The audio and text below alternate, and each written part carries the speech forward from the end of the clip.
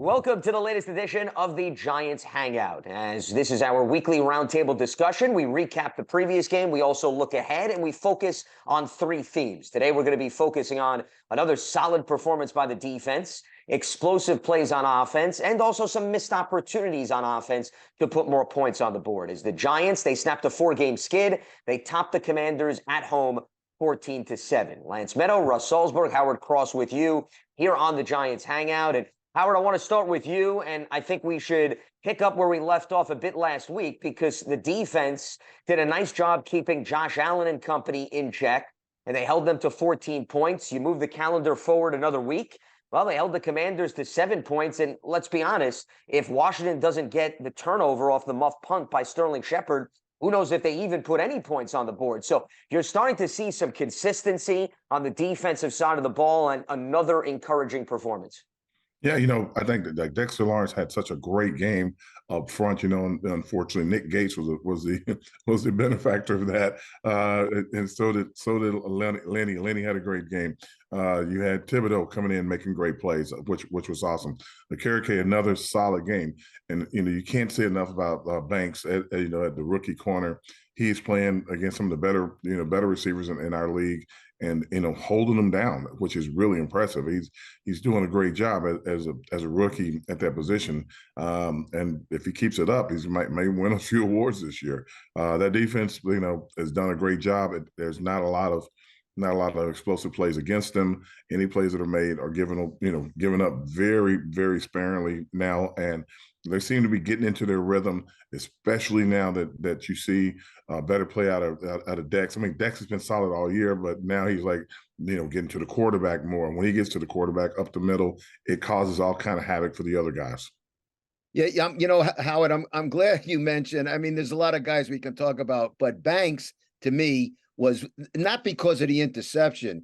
He made one play, which to me might have been the saving play of the game. When it was 3rd and 9 at the 15, just before the Leo, block field goal, that was a little outlet pass, screen, whatever, to McLaurin, and his closing speed on that, it looked like McLaurin was going to get a first down. His closing speed by Banks made it a 4th and 3, and they subsequently went for the field goal, because I'll tell you what, if they score that, if they get that first down, I was saying to myself sitting in the press box, you know what?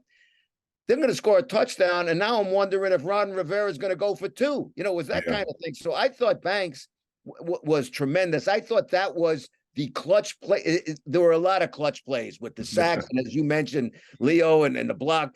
But that was the play right then and there. Yeah, I mean, it was a big moment in the game, and I'm telling you, he did a really good job covering McLaurin, over routes. The little flare route he ran out there in the flat trying to get him to the first down. He did really good on the deep ball. I think he only missed one opportunity on the deep ball. So, yeah, the kid's playing good. Howard, to your point earlier when you said Dexter's been having a good season, but maybe from an optics standpoint, right? It's not necessarily showing up every game. And that's, to me, what stood out, I would say, guys, overall about the defense yesterday. You were going up against a Commanders offensive line that gave up an NFL-high 34 sacks. So here was a matchup where you were saying to yourself, okay, could the Giants take advantage of a team really in rougher shape than them on the offensive side of the ball? And it showed up.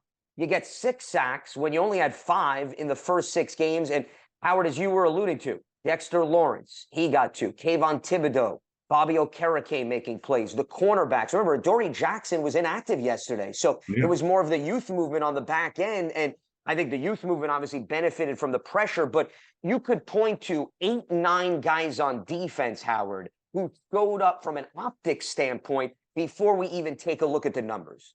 Well, the other thing is, remember I was saying that they had to go back to kind of like Pee Wee football, and everybody runs to the ball to make a tackle. There were several plays in the game where I think it was 8 guys in the camera shot or 9 guys in the camera shot, and it wasn't a short yards and goal line play. They were just all rushing to the ball, so it wasn't an individual making solo tackles, but like the whole team was there to make sure if he gets loose or if he gets turned, like there are going to be other guys hitting him. So I really enjoyed watching that part of it. You know, Lance, when you mention, I understand what you're saying that the Redskins, excuse me, I'm not supposed to say that, the Commanders are in rougher shape than the Giants, but you look what the Giants went into yesterday. No starting left tackle, no starting right tackle, no starting center, no starting cornerback, no starting quarterback. That's a pretty darn impressive performance. You know, for all the criticism, I mean, that offensive line was put together with crazy glue. I mean, you had Phillips, Phillips at the beginning of last week was on the Eagles practice squad. 2 weeks ago, you had Pugh on his couch. They were key factors yesterday. I mean, that was a good job by the Giants yesterday. You know, people can say what they want. Well, who'd they beat? That was a darn good job. They sucked it up. They gutted it out, and they came up with a performance that they needed to come up with to keep this season going.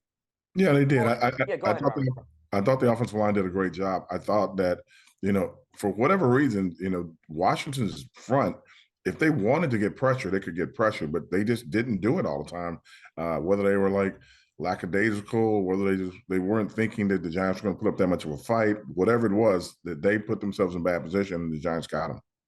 Yeah, well, I'm sorry. I thought the offensive line, the Giants' offensive line, was wearing down. You know, you're on the field watching it, Howard, but I thought in that second half they were wearing down. I mean, they were putting up a yeoman's effort in that first half. I thought the second half it started to wear down. I think, like, you know, the thing that you have to think about when you're watching the game, if you go back and look at it, the Giants didn't have that many third downs in the first half. So the ones they did have, I think they were like 2 of 7 or something, or 2 of 6. So it wasn't like they were like killing them. The plays they were making were bigger plays, so they were never in third down situation. In the second half, they got themselves in third down situations more often, and they just weren't able to complete the plays on third down. And I think, you know, that's a spot they're gonna have to improve on, is figuring out how to get the third downs. I know 3rd and 8 plus are hard to get, but a lot of the third downs were 3rd and 4, 3rd and 5, and they still couldn't, you know, find a way to get the playoff. Well, they had 16 third downs, and they converted 5 of them. So you'd like to see the percentage go up. And you didn't have nearly as many explosive plays also in the second half. And that, to your point, Howard, covers up maybe your need to convert on third down. They had those 7 plays of 20-plus yards. Only one of them came in the second half. But I think what Russ was highlighting, and this was going back to my initial point, Russ, is the fact that the difference between the Giants and the Commanders in yesterday's game was Washington has a really good defensive front. I mean, they got those 4 former first-round picks. And in fairness, in the second half, those guys showed up. I thought Chase Young played a really good game, but the difference between the damaging, back-breaking plays wasn't on point with Washington as much as it was with the Giants. So I think the Giants were far more disruptive in the trenches than Washington was, and I think that's what ultimately decided what turned out to be a 7-point game here. Yeah, no, that point, I can see what you're saying. It was just, to me, listen, I didn't know what we were going to get yesterday. I really didn't know. I mean, I show up, this guy's not playing, that guy's not playing. I mean, it was like, huh? How are they going to win this game? That was really my attitude. And they had a great start, and they sucked it up and hung in there. And now, listen, Howard, you're the former player in this group. I don't care if it's Pop Warner or All Pro. When you come off a win, you're feeling a lot better going to work on Monday than you are when you're coming off a loss. And I think they have to be, I don't know if the term is exhilarated, but they have to be feeling pretty good and upbeat going into this week. Yeah, I think they get themselves a message. They kind of figured out the defense is going to have to really carry them, and the offense is going to have to maintain and not lose games for them instead of like going out and winning the game. And until they get a few more guys on that offensive line back and Daniel back in the fold as well, it's going to be that if Saquon stays healthy for the rest of the season and able to run the ball, he will affect defenses. The play where he scores a touchdown, everybody's like, wow, what a great play. But the play before that, they faked the ball to him, and you saw the entire defense, the linebackers, everybody shifting across the field trying to chase him. And the tight end catches the ball and he gets 15 yards, and everybody's like, oh, great play. The next play, they're chasing the quarterback, and Saquon sneaks out. He's 20 yards down the field almost before anybody puts a hand on him. So, his ability to affect the game even with the ball and without the ball, it's pretty big. You know, I want to tell you something about Saquon yesterday, and I didn't have any crystal ball, but I was down on the field earlier. You know, when the guys really when they're doing their own individual thing on the field, and Saquon was there with some coach, just throwing him passes. It was nothing else, just throwing him like where he's taking a screen, or just a busted play, just making that move. And I'm saying to myself, Saquon's going to be involved in some kind of passing situation. You know, it might go on the books as a 32-yard touchdown pass for Tyrod Taylor, but that was Saquon Barkley just taking it. And as you say, he was wide open before anybody was getting near him. That was all Saquon. Yeah, and a lot of that stuff you saw, Russ, wasn't so much that he was preparing for the game. They were trying to see what the ball was going to do, because it was blowing, the wind was blowing across the stadium, and it looked a little funny when the balls were coming out of the quarterback's hands from Washington as he threw towards his own sideline. The ball would keep rising. He didn't know how to put a spin on it to pull it down. So you got to have to, like, the wind's blowing kind of hard. That's a different kind of game. And I told everybody that, they're like, man, the wind is blowing hard. So I said, not for Tyrod. They're like, what do you mean? I said, he used to play in Buffalo, so the wind blows a lot harder there. So he kind of knew what to do and how to spin it. Yeah, he has some experience playing in Western New York, where Yeah. they don't use the wind and the weather as an excuse each and every week. And Graham Gano missing the field goal, I would argue, probably was also something that was impacted perhaps by the wind as well. But yeah, the wind's just blowing across the field so hard. Like he'd almost have to kick it towards the other goal, kind of the other pole. And that's something that kickers just don't do. They try to muscle it down the middle. That wind just blew it across the field. He looked at me. I was like, part of it.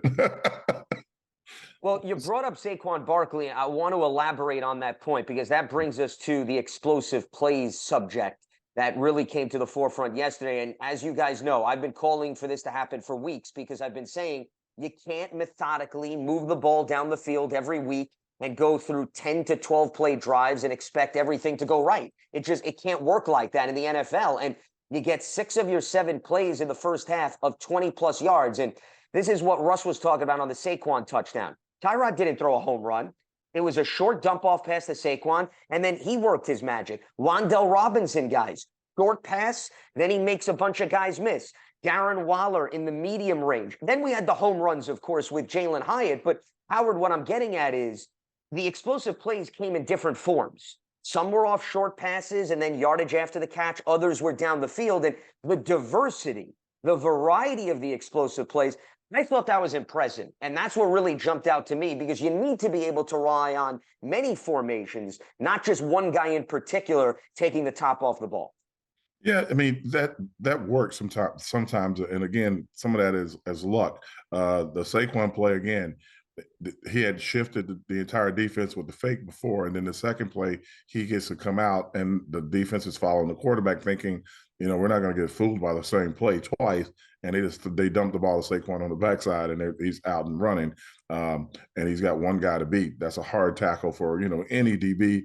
Guy running at you at full speed, and he can change direction like that. The Wan'Dale play was more of a, again, they're following Saquon. He's out in the open, kind of like what we saw a lot from the Dolphins at time when the ball got caught out on the edge, and he's cutting back. He got 2 nice blocks, and then the other guys just failed. They couldn't, I guess they weren't expecting him to be as quick or whatever, so they didn't really run up to press him. And by the time you get there, he's already up the field 20 yards.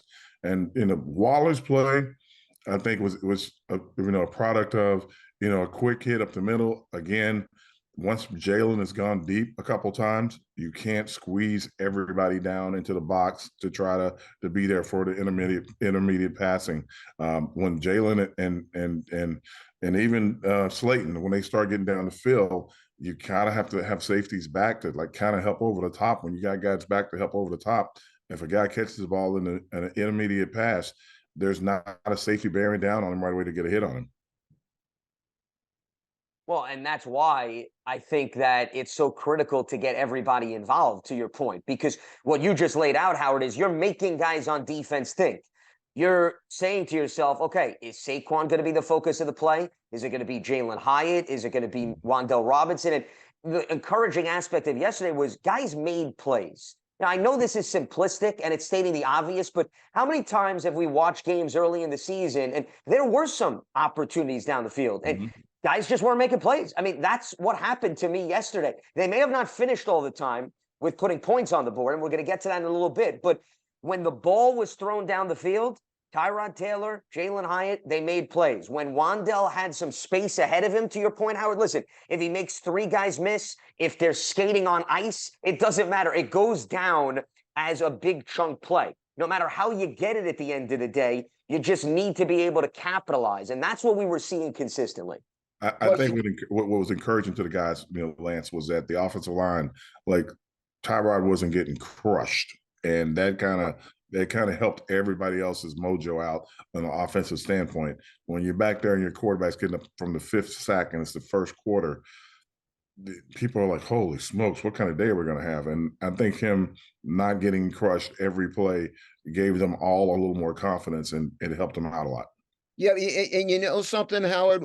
We always talk about complementary football, but sometimes just the offense has to be complementary to the offense. All of a sudden, the last 2 weeks, look what Tyrod Taylor had in his arsenal. He had Saquon Barkley. He had more of Jalen Hyatt in the game plan. You know what? You have a guy who can catch a home run. You have one of the best running backs in the league. All of a sudden, defense has to look at you completely differently than they were looking at the Giants' offense the weeks before. Yeah, that's a big part of it. But the biggest part of it is that they're able to hold up a little bit better up front. That allows for the Saquon. There were some plays where Saquon was getting hit in the backfield before he took the handoff. That's just still part of it. But the bigger part of it is like when they actually try to throw the ball, especially in the first half, like once Tyrod figured out that they weren't getting to him, he was able to get the ball down the field. I think that was probably the biggest thing. Because at first he was like, this first couple of series, we went 3 and out. He was running, but no one was near him. And he was like, oh, wait a minute. They're not getting to me. Well, maybe I got a chance to throw it. And coach convinced him, like, just let it fly. Let's see what happens. And he did. Well, to your point, Howard, you didn't have an overwhelming amount of negative plays as consistently as we saw in previous weeks. And I'm talking about sacks. I'm talking about penalties, there was still a lot of sacks. No, there were a lot of sacks combined in the game, but once again, not enough to say it damaged or prevented the offense from being cohesive and putting together at least drives. I mean, we saw games previously where they would take 2 sacks on one possession, and you're bringing out the punting unit. We didn't see a lot of that. The other thing was the penalties, whether it's the false starts, the holds. You had 2 penalties on offense yesterday. You had 4 against the team, only 2 on offense. So you weren't going backwards, and you weren't also wiping out positive plays. For example, in the Buffalo game, you have the home run pass down the field where they were getting Jalen Hyatt involved and Darius Slade. And what happened? Evan Neal. Whether you agree or disagree with the penalty is irrelevant. The bottom line is the penalty was called, right? And it wiped out that home run play. You didn't have that. Tyrod saw Jalen Hyatt one-on-one down the field, threw the ball, made a play, you move the chains. So avoiding the penalties, Howard, I would argue, was just as big as getting the necessary pass protection as well. I think that's part of it, but I think, it goes from crew to crew. I don't know how to explain it to, when you think about it. Like I saw things yesterday from the crew that was calling the game that made absolutely no sense. And it's nothing against them or anything. Just like end of the game where Tyrod's trying to take a knee and he doesn't go down. He just kind of hovers back there. The official said, you have to go down. And he goes like, what? Like, you don't have to go down. You're back there waiting for someone to touch you, or before, if a play's going to interact, then it's going to happen. So you can't depend on officials, because the teams have scouting reports on them and they know what they're going to do, and they're trying to keep them out of the game. But at the same time, they're trying to use their strengths and weaknesses. If an official calls this all the time, to either avoid it or look for it during the game. So the no penalty thing it was just a crew that they had, and that's, I don't know how to explain it other than that. I'd love to say the guys weren't making as many mistakes or weren't making whatever, but I saw a lot of plays from both teams on the edge where somebody would really have their hand deep in somebody's shirt and almost spin the guy. They didn't throw the flag. I saw a couple plays on our side and on their side where the receiver was being mugged down the field 15 yards. They didn't throw the flag. So it goes from crew to crew. and you can't really, determine if you're playing great or playing bad because of the officials, because you'll get a crew that'll be ticky-tack fouls all over the field, and you'll get a crew that won't call anything. It's the human element. Well, it goes back to what Russ said earlier. It's like a box of chocolate. You never know what you're going to get in terms of out of a game and out of a performance by the officials. So, what you're talking about, Howard, is the human element. And I understand there could be a penalty or a call on every single play if you put a play under the microscope. So, part of that is going to vary from crew to crew. Understandable. The bottom line is, and this is what I was getting at, is that they avoided it, or they didn't give the officials a reason to throw a flag. And to that point, it worked out to their benefit. And that's part of playing NFL football, as you can clearly attest to. Absolutely. Absolutely. Like I said, we have great scouting reports, including the ones on the officials. So that crew was a good crew to play a game against for. Now, with that being said, the other element in play here, Russ, with respect to the offense is you see the explosive plays, but it still was a bit of a tale of two halves, I would argue. First half, you saw them move the ball. They scored 2 touchdowns. Second half, it wasn't as explosive, and you had the Saquon Barkley fumble. You had the missed field goal earlier in the game, and those points, they add up in the long run, because I think Howard brought this up. I would say they're still walking that tightrope where the defense has to come to the rescue when you're hovering around the team total. You only scored 14 points. You scored 9 against the Buffalo Bills. This is still putting a lot of stress on the defense to come up with critical plays and critical stops, as we saw at the last second. Well, I don't think there's any question. What the one thing we got to see yesterday, and unfortunately, it all worked out okay. When I say okay, it worked out with a W for Big Blue. But it just takes 1 or 2 plays to completely turn the game around, turn the momentum around. I mean, I'll be frank with you. And Howard, you were on the field, so you were talking about the wind. I don't know how the wind was affecting Sterling Shepard, but he fielded 2 punts prior to the fumble. He looked lost out there, and that really surprised me, because I'm watching him all this past week, at practice. He looked flawless. I was excited to see him getting the opportunity, and for Sterling, that was shocking to me. But you make that play, a fumble's a fumble. Saquon doesn't fumble all the time. He got stripped of the ball. It happened. But some of the other things, I mean, you can't have that. And to what Lance just said, when a team we know has been having trouble scoring points, when I saw Cano miss that field goal, I just said to myself, "Uh-oh, this is going to come back and haunt us." But that's the nature of the game. And they talk about mistakes and protecting the ball and not beating yourselves. Those are the things that beat yourself. Another big play, I think you mentioned it earlier, Howard. Kayvon. That was like an infield fly rule in baseball. Right in the breadbasket. And you got to make that. And, that's the second one that he missed this year. Correct me if I'm wrong. He dropped one where he deflected something. He could have had it, going the other way against the Seahawks, if I'm not mistaken. Got to make those plays. Yeah, it was great. The defense came up. You got to make those plays. Yes and no. And here's what I'll go with. First, I'll go to Thibodeau. Thibodeau has his hands taped like crazy. He's got them taped in a way where he can just grab a little bit to make his moves playing defensive end / rush in on the game. He doesn't have his hands taped like Darren Waller or something to catch balls. And if it's fluttering, he has to be like in total concentration at best to catch it. He's not going to reach up and one hand the ball with the way his hands are taped up. So I understand that he's like laughing and talking about it, and I hope he doesn't untape his hands thinking that, I need to be ready to catch the ball, because if he's taping them to protect himself, he needs to keep them taped. That's one. The Sterling Shepard thing, and I know that this is not an excuse or anything. He's not really the returner. He's not even listed as one of the returners, just so you guys know. You're catching balls from a left-footed punter, which is a problem.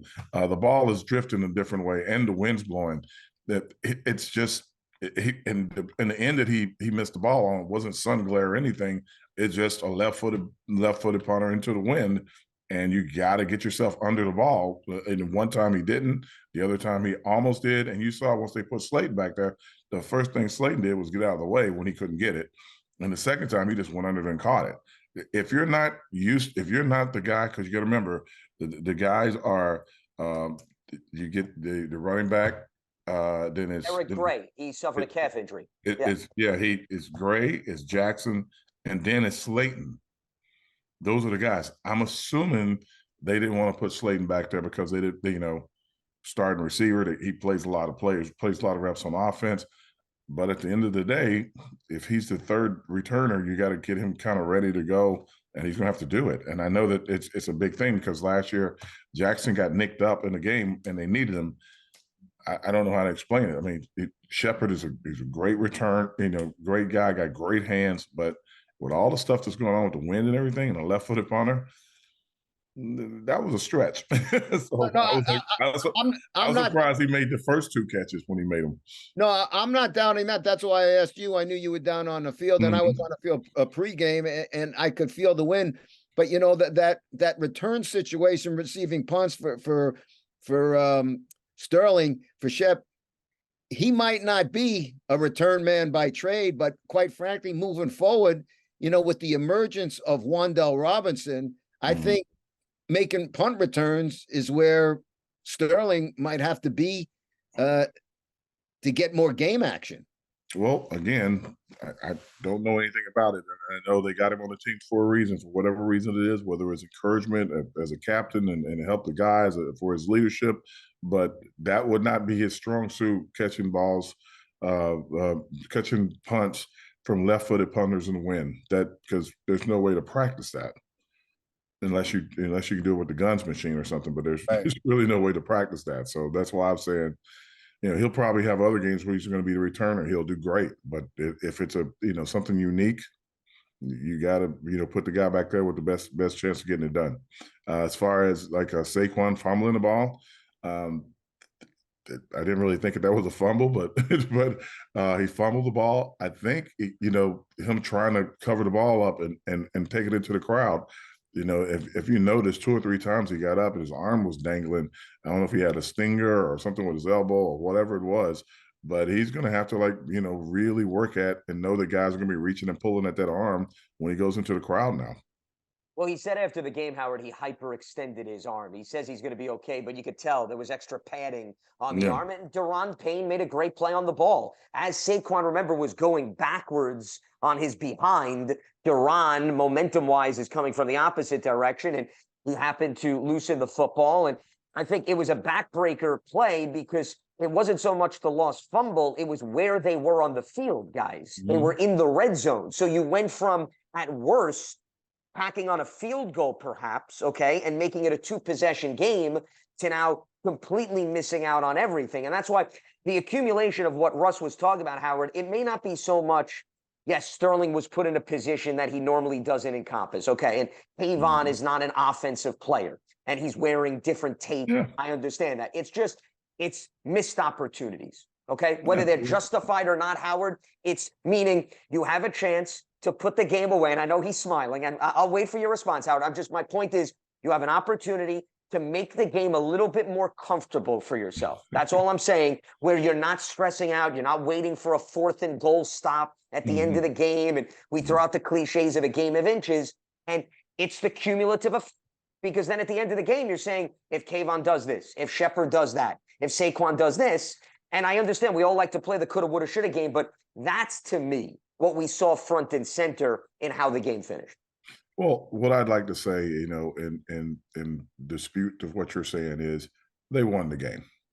100%. And I'm excited that they got a win. I think that what you're saying now is that, hey, they won, but they could have done more. And I get that. I wouldn't go that far, but that's what you're saying. It could have been a little bit easier, is what I'm saying, Howard. No. That's what I'm saying. This is what you're saying, because I heard this yesterday, because I do like some of the post-game reaction with the fans, and I was laughing as they were like, oh, they could have done more. How could he just do that? And I'm like, now they won. If they would have lost, this would have been more of a conversation, I think, but they won. I'm like, there are other plays to be made. Even when you blow a team out, you can also make more plays. But to highlight the plays that are going to be the ones that we got to get there. We got to get more of those plays. They're just not going to make them all the time. We're happy that this week that, hey, look, when the guy caught the ball, he ran the ball. He got yards after the catch. We're happy that this week that they had enough time to try to get the ball down the field to the deep receivers. We're happy this week that all of a sudden that the team that's given up a lot of sacks gave up a lot of sacks. We're also happy that even the guys that we have on the field, even though we don't know all their names sometimes, on the offensive line, they play just well enough to keep a very good front from killing their quarterback and taking them out of the game. Because I'm like, all right, so if he goes out of the game and the last guy comes to the game, like, who do we have after that? I'm like thinking about how many more quarterbacks we have when I looked at that offensive line, because I'm like, this could be bad. So the defense does have to carry the team until the offense can get itself up and running. We can say every week that the defense or the offense should do more. The offense is going to do a little more every week. As you can tell, they went from possessing the ball to scoring a couple touchdowns. And I think also you guys got to realize that if you're able to shut a team down, you start calling a different game. You don't put the ball at risk as much, because if the play ends with a kick, whether it's a field goal or a punt, we got them. If we got them right where we want to, and all we got to do is keep punting them back deep, and they can't move the ball. That's kind of what it looked like was happening in the second half. Well, yeah, you're playing with confidence. Yes. I don't care if it's you're playing with a lead, no matter how big it is. Yeah, you're confident. Yeah. All of a sudden, I can feel I'm not gonna, even 14-0 and 14-7 might seem like just 7 points. No, 14-0. We can breathe. We can be a little loosey goosey. Now 14-7. After that, now it's a football game. Now we got to worry if they score. Now are they going to go for 2? Everything changes. One little mistake, as you bring it out, Howard. Listen, the mistakes we don't dwell on. And nobody dwells on it when the team wins. When a team loses, then it's front page headlines. That's what it is. That's just the nature of sports in general. Mm-hmm. But Howard, you also know, if you take us through the lens of when you played, even after a win, okay, and it was a close affair, the coaching staff is still emphasizing, though, some of the little things that perhaps didn't come back to bite you, but need to be corrected moving forward. Or if you played a different opponent, perhaps it could have been a different story. And that's what I guess is what I'm alluding at. Not to take anything away, but there are things that always can be cleaned up even in a win. Yeah, but the point would be when you say that is that there'll be games that we've played in the past, or that the Giants have played in the past, that I've played in personally, that we demolished the team. Demolish them. And what does the coaching staff do when you go in and watch tape? They don't go in and pat you on the back. They go in and find everything that you did wrong, and they talk to you about it. Yep. So, us talking about it, I'm saying, like, in this particular case, the expectation was, what was your expectation before the game? You're like, with this offensive line, no one's really playing. Well, just hoping to keep it close and no one gets hurt. That's what I was hearing all around the stadium. People were whispering, oh, no, I don't know. I said, guys, the defense plays really well. They'll take, maybe get a couple takeaways, and the offense just can't lose the game. That's how I was viewing the game. And they did a little bit more than not lose the game. They played pretty well, moved the ball down the field, had some big plays, scored some touchdowns, possessed the ball for a long time, kept their defense on the field. So when it was time for them to really try to get after them, they were a little tired. They wore them down a little bit. And I was happy. They had a couple runs where, I was talking about how the Giants defense was like 8-9 guys, coming to the ball. They had a couple runs where eight of their guys were on the ground, not because they were tackling, just because they were it was over. Like they were getting beat down. So, the fumble at the end of the game kind of gave them a little life, but they were done. Well, and that's why I was talking about how sometimes you could view a win as a little bit too close to comfort in terms of how it came down to things, because of, like you said, the offense not scoring as much in the second half, but the defense, they made one extra play. You could look at it than what happened the previous week against the Buffalo Bills, right? And they didn't play a bad game against the Buffalo Bills, but it also came down to the wire in terms of, needing a stop here, a stop there, and they kept Washington out of the end zone. I think another critical stat that we haven't brought up that deserves a lot of credit and is a big reason why Washington was a bit handicapped in this game is they were 1 of 15 on third down.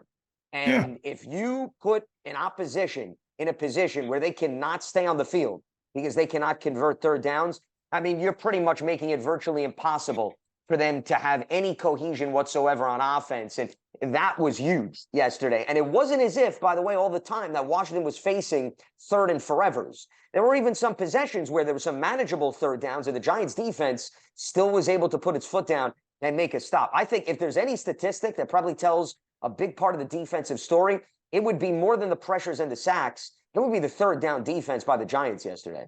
Yeah, the third down defense was great for actually for both teams. I think the Giants really only had like 4 or 5 third downs themselves that they made. So it's a big part of the game with some continuity, trying to keep the flow of the game in the offense.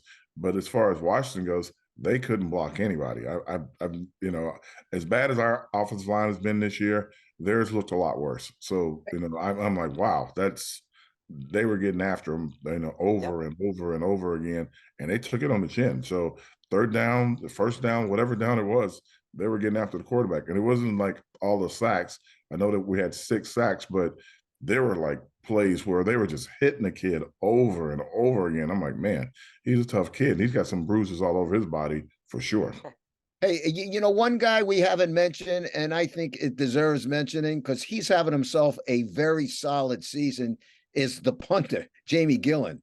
He's having himself a very dependable, solid season. He was very sharp yesterday. Yeah, he did a good job. I think the coverage team did a great job. With a returner that's a known returner that has had some success against a lot of teams, but they were all over him. They knew how to get down the field, to get around him. It wasn't any like big gaps in the coverage team. I thought that was impressive. I'm still a little worried about our kickoff team, and hopefully we kick the ball through the end zone as much as possible, because I think if a team wants to return it with us, the way we cover kind of to the 30 and we kind of cruising down, and if the ball is kicked just outside the end zone or 1 yard deep and a guy brings it out, he's going to have a full head of steam before they figure out they need to kick it in another gear to run that extra 10 to 15 yards to get to him.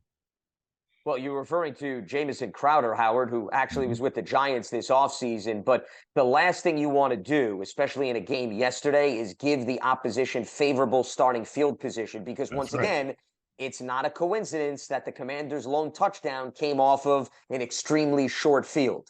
Yeah. So that's more of a reason why, to your point, both of you, special teams, you don't want to be talking about special teams because you don't want to be laying out the red carpet treatment to the opposition, especially in a low-scoring battle. And we weren't talking about that yesterday, so that was also another facet that at least made strides in the right direction. Exactly. And with that, I think that is a good point to wrap up our discussion here on the Giants Hangout, as the Giants snap a 4-game skid with a win over the Commanders 14-7. This is our weekly roundtable discussion. We recap the previous game. We look ahead and also focus on 3 different themes. And today, of course, it was the defense. It was explosive plays and some missed opportunities to maybe put some points on the board. Lance Medow, Russ Salzberg, Howard Cross with you. Stay locked to the Giants Hangout, which you could follow on Giants.com, the mobile app, and your favorite podcast platform.